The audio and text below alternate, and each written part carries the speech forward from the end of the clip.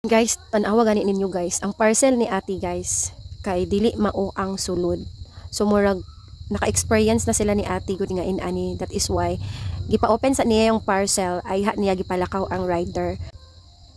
Which is mo yun ang sakto guys kung gaduha-duha gani ka kung unsay sulod sa imuhang parcel. So dapat i-open gud nimo ay makalakaw ang rider, no? Kay para safe pod ta ba naka-evidence. Mo ni siya pag-open i-open good ni kuya guys, no? I-open niya and tanawa guys ang sulod sa iyang parcel Pinasak sir.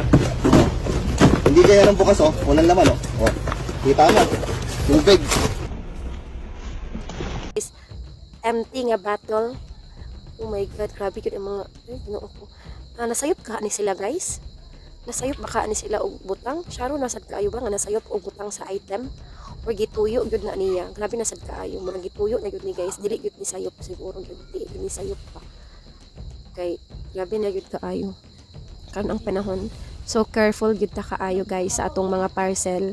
So para safe ta, so atong videohan gyud before ta mag-open sa atong parcel guys. So naa pa isa ka parcel guys. So duha ka bukilang parcel na abot, then i-open na sa nila tong ikaduha nga parcel. So murag feeling sa nila ni kuya is kanang legit or mo na gyud ilang order ba kay bukat-bukat man. So depende yun guys, tan-aw yun nimo ang karton, di ba kay kabalo ni makaon sa imong item.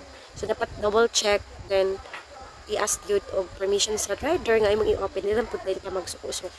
So ang tanan nga problema is madala lang gid to sa istorya guys. So ana lang siya, so vigilant, careful ta, hindi na po ta mga suko sa rider. Kaya ang uban po ni rider is wala pa sila kabalo ka, igo po sila mag-deliver sa ato ang gi-order. So ana lang siya guys.